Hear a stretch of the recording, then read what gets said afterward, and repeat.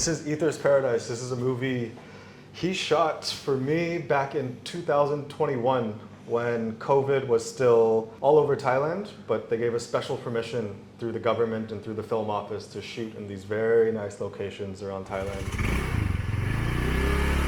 So this is Niccolò. He can say his last name in proper in a proper accent. Nobody can say it right, but my name is Niccolò della Fère. I'm an Italian cinematographer.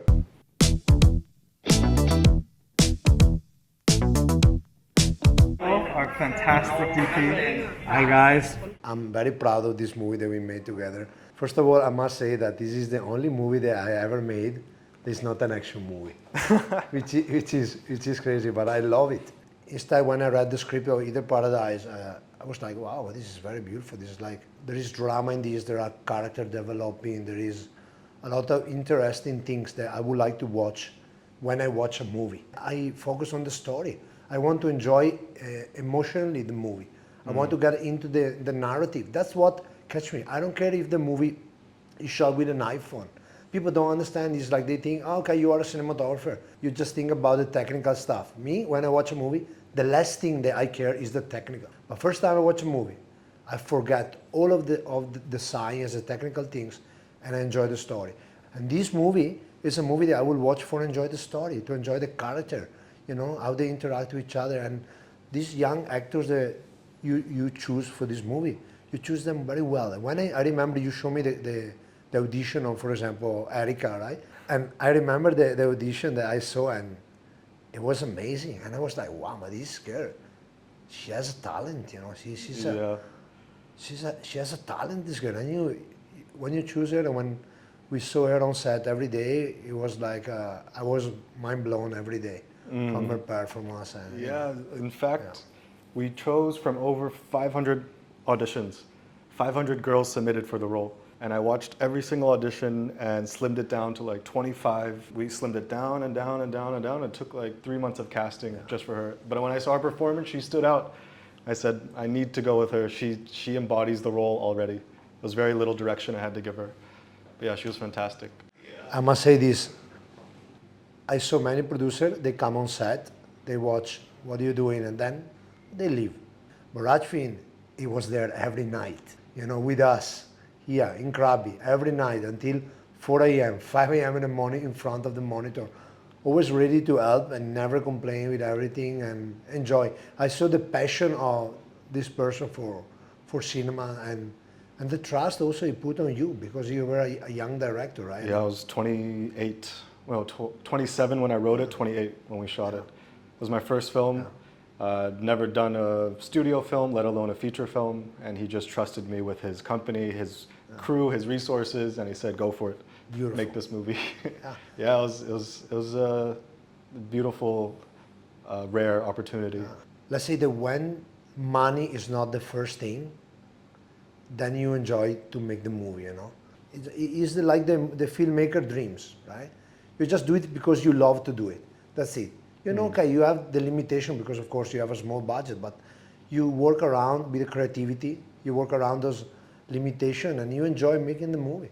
And many times, you know, I'm making a movie and they tell me, bro, we cannot do this, we cannot do that for this reason, for the other reason. And I understand because that's the business, right? That's how it works. But when you are a DP, you accept this. But when you are a director, I think having like creative freedom is the most important thing. Yeah, this movie was tricky. We didn't have much money, but we had a few resources available, like an abandoned building that the Benetton bosses happened to own. And they're like, yeah, shoot there for free. We had some crabby beaches that were pretty much free because they were completely empty at the time. And the government was like, go and shoot there. It's gonna help advertise Thailand. Your permit's gonna be dirt cheap. I calculated the budget, and then I was like, okay, this is the script that could work within the restraints of what we have.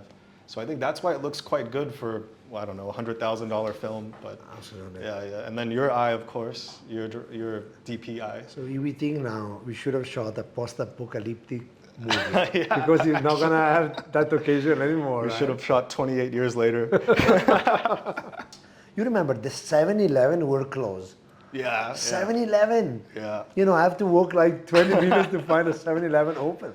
Yeah, Which yeah. in Thailand you find a 7-Eleven every 100 meters, right? Yeah, yeah. You know, we saw Thailand like it was probably 100 years ago. something Yeah, like we that. went down to Krabi, and I remember just on location scout, we were traveling around, and because it was COVID, there was only locals. And they saw you, they saw me, their eyes were like, what are they doing in our country right now? But we were making a movie there, like permission from the government granted. Remember one time on set, Kim White tested positive for COVID? Oh yes, I remember. And the COVID mafia came. It was like all these guys dressed in black, long black dresses and suits. And they said, you cannot leave your room during this production or we'll shut it down. She was doing production design from her room in Krabi for 1 week, remember? Yes, I remember now. Yeah, and she was sending Adisor and she's like, here, go take this prop to set, go take this prop to set. How crazy. Our actors, the first entry into Thailand, they had to spend 14 to 16 days in quarantine. Yes. And they were calling me every day, we're going crazy, we can't think. But we used that time for rehearsal. So they were rehearsing their lines with me on video call. Amazing, And it was yeah. their first time in Thailand, both of them. Maybe Adam's second, but Erica's first time in Thailand. So she was so excited to come to Thailand and see a beautiful country. And then they put her in a room for 16 days. Right when she got out of quarantine, they flew her down to Krabi. The crew was already there, remember? And we were already shooting almost. Do you like Krabi so far? Yeah, I've been here for about 0.5 milliseconds. And she just came straight onto set. And she's like, okay, I'm ready. Let's start. Welcome to Thailand. I think she jumped in the ocean her first shot. So cool. Yeah, let's show them that one, huh?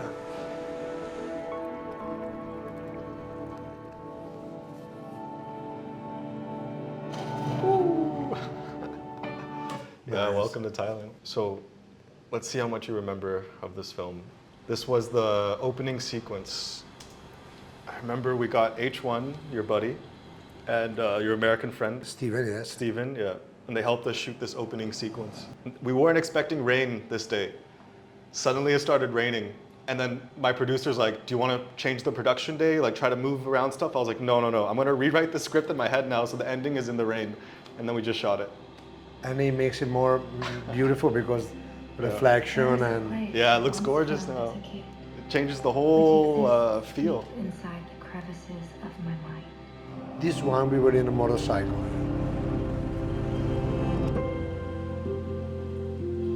Okay, maybe you can break down how we Okay. did this shot. So basically here we have to wait the right time of the day because we wanted to have, you know, Yeah, this those rays, yeah, these rays. yeah, those rays, you know, and the sun.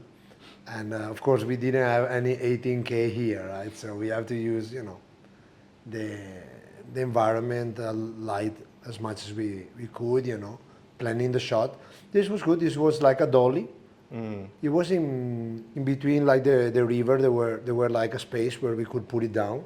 I remember maybe 8 meters, and we put a dolly on that camera very as low as possible. Yeah, yeah. Wanted to make this magic, and actually now that I watch it again, it's beautiful. It's a beautiful shot. That's a beautiful shot. You know, those Near- rays. The thing is, when you have this type of shots that you want to have, you need to be lucky. Because if the day is cloudy, Yeah. if the day you don't have, you know, the strong sun light, you're not gonna have those rays, and there is nothing that you can do except if you have a giant budget with giant lights.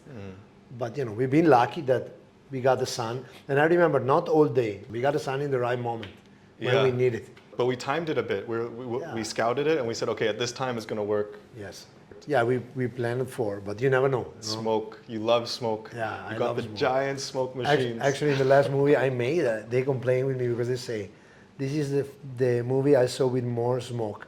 I told him, have you ever watched Steven Spielberg movies? Yeah. Because, you know, you see Always smoke. the smoke moving. Yeah. You watch like... War of the Worlds. I Yeah, just War of the saw it World, on Netflix. but also the Abraham Lincoln. Check the background on this movie. You always see smoke moving. And I'm a fan of smoke. I'm a fan of light rays.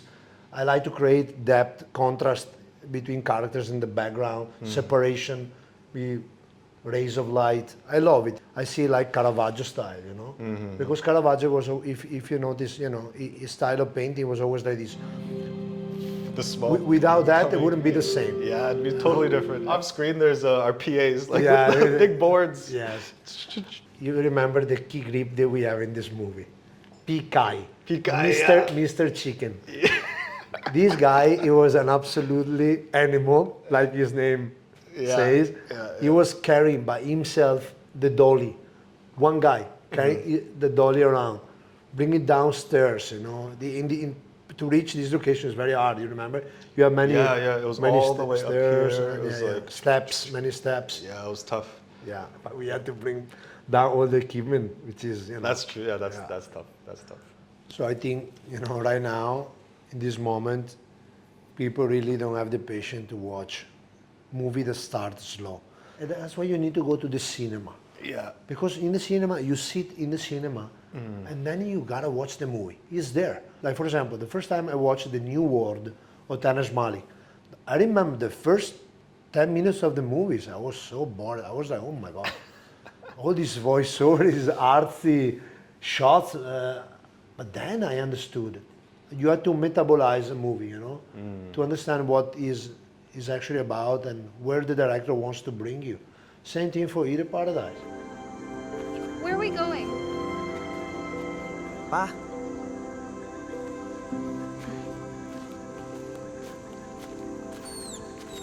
Every film has its own rhythm, and once the audience starts to be more aligned with that rhythm, the film starts to work. But to get there, some films take half an hour. Yes. Some films take 1 hour. It's like classic novels that people love to this day take 100 pages for the reader to be hooked. And yet an audience today is like 3 seconds. It's like an Instagram reel, or it's like, okay, no, next. You need to build the moment, the explosive end where everything goes crazy. You know what I mean? And I love that. Yeah, yeah. Of course, American filmmaking, it changed a lot of this. I think American filmmaking is really, it brought the element of the hook, the beginning of the movie is super wow, and then, then you tell the story, but you open up very strong, One movie that I remember at the beginning, it was amazing, like, it was The Gladiator.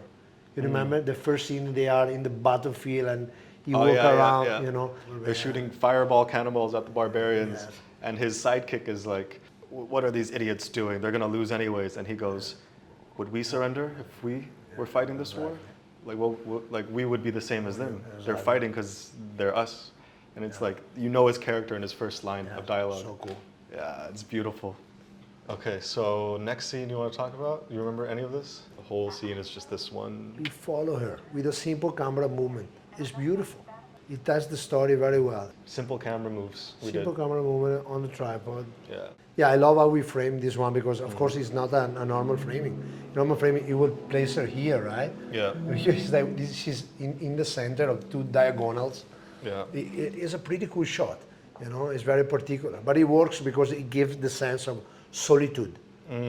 Which is what we needed. Because she's calling her mother in America in this scene. And she just had a fight with her dad.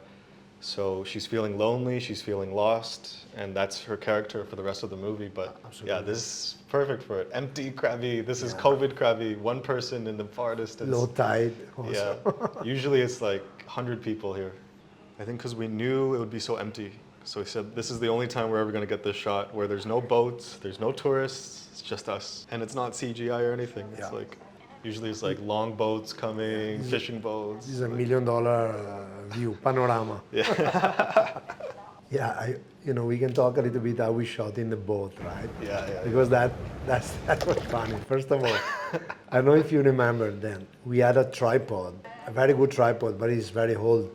O'Connor tripod is giant. You remember, like the fluid head is like this big, and it weighed like 20 kilos, right? Yeah. So to bring it in the boat, it was very tough. But once it was in the boat, actually it was perfect because it was very steady. Of course, we tied it up with the boat, and we put weights on it, but it was a very good tripod. Yeah, I remember it was a small boat, and there was like 10 guys on the crew. And sometimes we would shift the camera to one side and the whole boat would almost tip over. And the whole camera was like, oh shit. And then we were like, balance the boat. And then as we're shooting, we didn't realize that it would be high tide. I mean, we anticipated, but we didn't anticipate such big waves coming in. So suddenly we're shooting, this is like the third day of production. Our assistant camera guy is almost puking because he's seasick. He was just like, he's like, sorry guys, I didn't know I get seasick. And he's like half puking, half like pulling focus.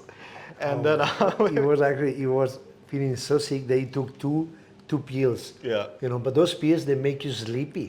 Right? So he was actually falling asleep between takes, right? So Yeah. you were like, bro, wakes up. He was waking up, pulling the focus, and not feeling well, of course, pulling the focus, and then almost falling asleep again, and then again waking up, pulling the focus.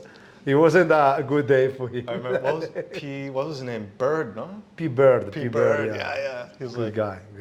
You know what I like of this movie overall? That I have, like many times I make movie and yes, we have the shots that we want to do, but not at this amount of shots that we plan to do to give a meaning to each scene, But in this movie we have one camera. So we went very old school and we thought every shot, because every shot had to matter. We were not doing coverage in this movie. We were doing the coverage that we wanted to tell, to give a meaning to each shot. But we were planning every single shot. And that's what makes this movie beautiful, in my opinion. Yeah, we spent a lot of time planning.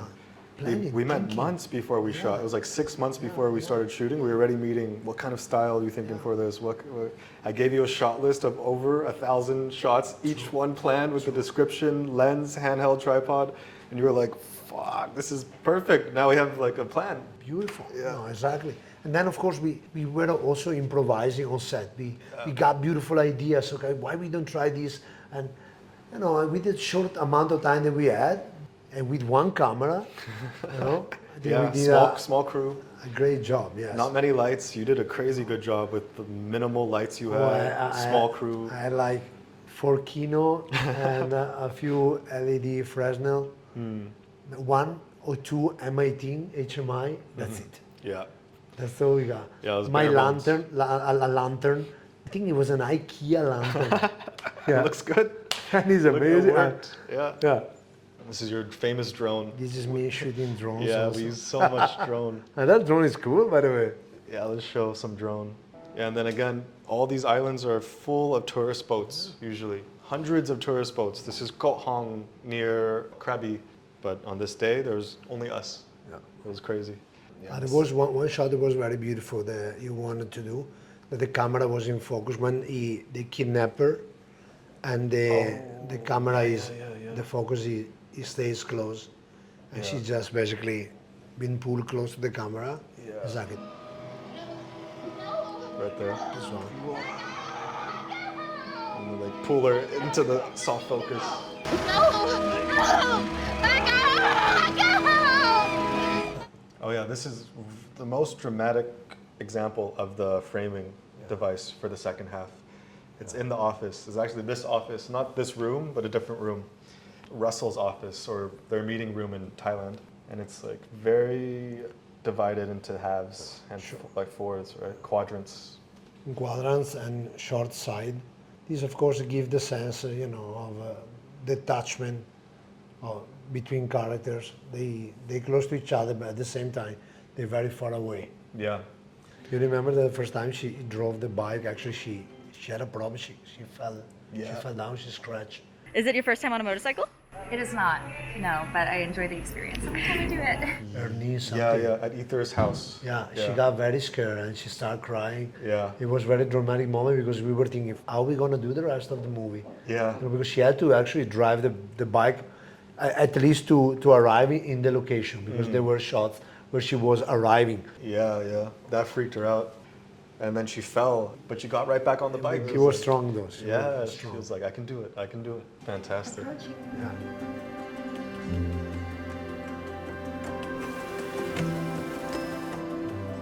We shot inside Marriott. It's a restaurant inside the Marriott hotel. Right? This movie we have to use a lot of practical lights. It was hard for In fact, I remember, after a 2-month flight. I went to buy so many different light bulbs. I have my bags. Yeah. I have one bag full of light bulbs. Just like different house lights, like- temperature, different watts, so different power. And every time we need them, I was changing my light bulbs. We go back.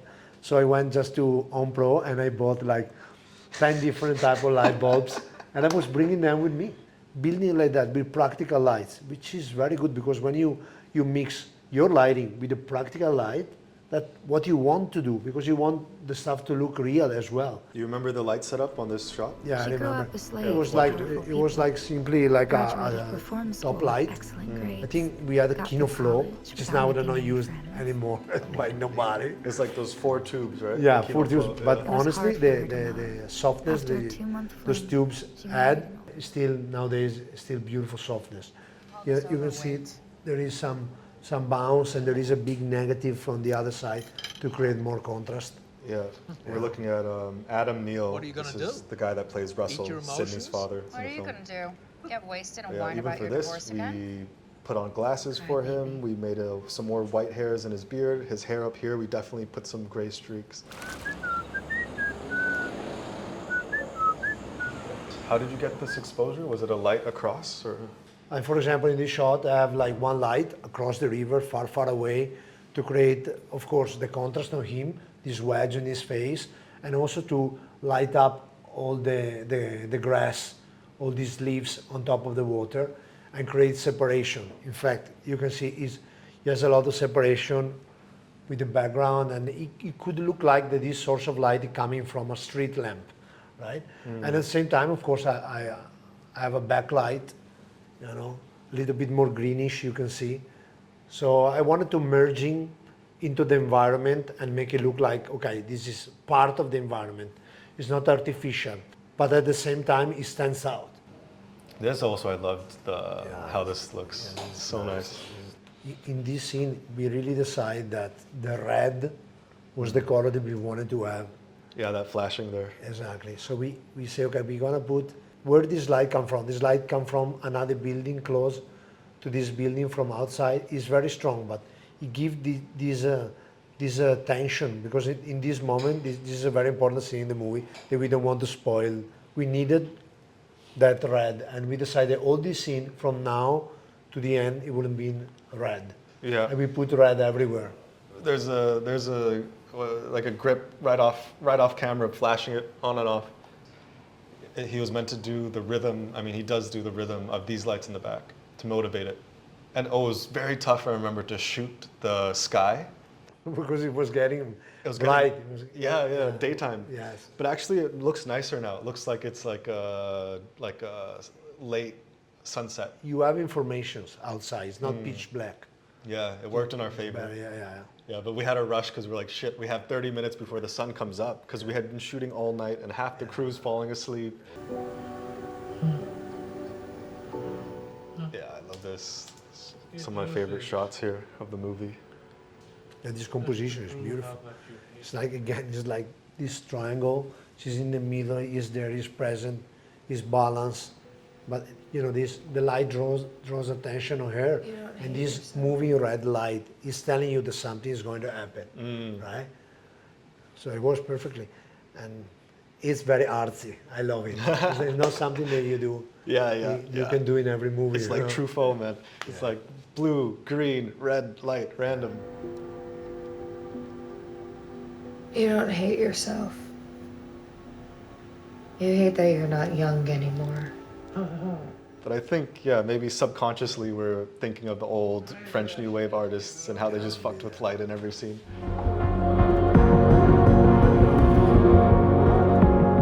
And the little car, the special car from the one stunt team, because the camera is in front and is lower angle. That's so right, they yeah. were actually sit in front of the car. Yeah. But yeah, anyways, I love these shots. I remember H1 hanging out of the front of the car. He had like a So then it was, strap. in the rain, it was pouring like crazy. Oh, yeah. Because we didn't have time and it was raining. And Yeah. we were like, what are we gonna do now? Are we gonna stop filming? Or we keep filming with the rain? Of course we keep filming with the rain. Yeah. But man, at some point it was raining very hard. It was pouring, and you see it in the movie. It looks like artificial rain. It's so intense. Also, like thunderstorm Yeah. on the background. You see real lighting. You know. I think we were like, okay, let's just start filming. Maybe lightning will come. And in that moment, she took off the helmet, and the PAs were jumping. I remember. During the rain, we were not expecting the rain, but Yeah. it works perfectly. There's a photo somewhere. I think I'm holding an umbrella, and you're like crouched over the monitor. The whole crew is stuffed on the pickup truck. It's so I wish funny. I had a video. I had some video in the other phone, but I lost the phone. You remember? It was a real plane. We waited for 10 minutes, 15 minutes, and Yeah. the real plane came and we got it. Some It looks ter- CGI. Yeah.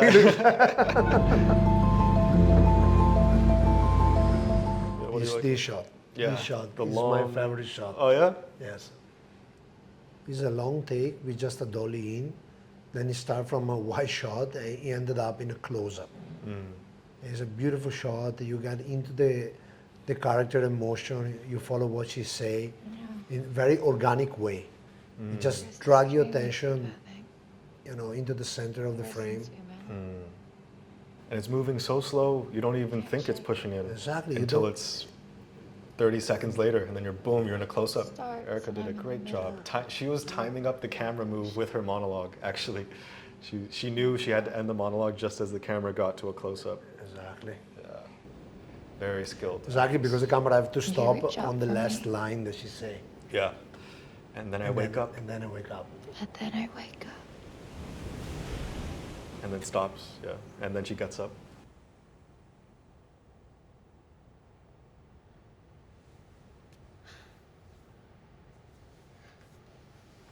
Beautiful That was timing. fun.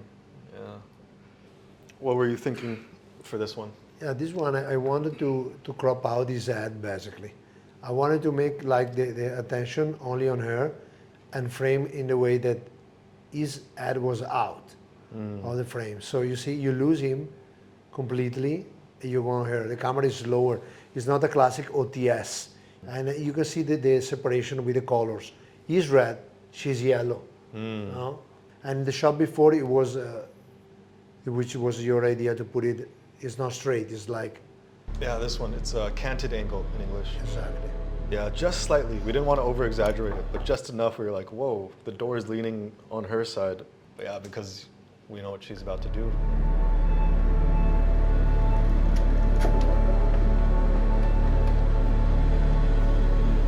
Yeah, and then the whole scene's red.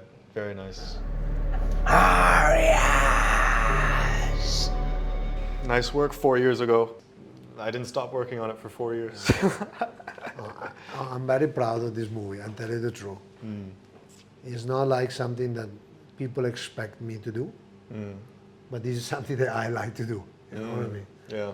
And I'm very proud because we make it in a very hard moment for everybody in the planet. And we were here in Thailand. Nobody knew what was coming. It could have been last for like years. Nobody knew. We just wanted to make a movie, and you pull this together. People helped us. The crew was amazing, and we worked very hard to make this movie. It was hard, like physically. Remember? Yeah, it was hot. It was hard. It was the middle of June, July in Thailand. Yeah. Not easy. Rainy season. Yeah. South of Thailand was burning. Yeah, it was long days, 12-hour days. Sometimes went into 15 when we did overnights. We started at 4 p.m., went till the next morning at 7 a.m. sometimes. But we did it because we wanted to make a film. Time to direct the next one. I think it's time we do another movie Yeah. together, right? Yes, man. Yes. Oh, amazing. Thank you for coming by today. I think My pleasure. it's so fun revisiting this film and Yes. all those memories of production and the funny stories. Thank you for watching, whoever is out there. You guys go watch this movie and enjoy it, and watch this movie with an open mind. Like watch this movie like it is like a 2000 movie. It's a very good thing. Okay. Fantastic. Really proud of this. This is amazing. Yeah. Honestly, now that I rewatch it with you, it's beautiful, man. Yeah. This movie is beautiful. We did a lot. I forgot how much care we took to make a cinema film. Not the bullshit like. This is a real movie. Yeah, like let's care about the shots. Let's care about every take has to be right. You should need to fucking, you should more movies like this, man.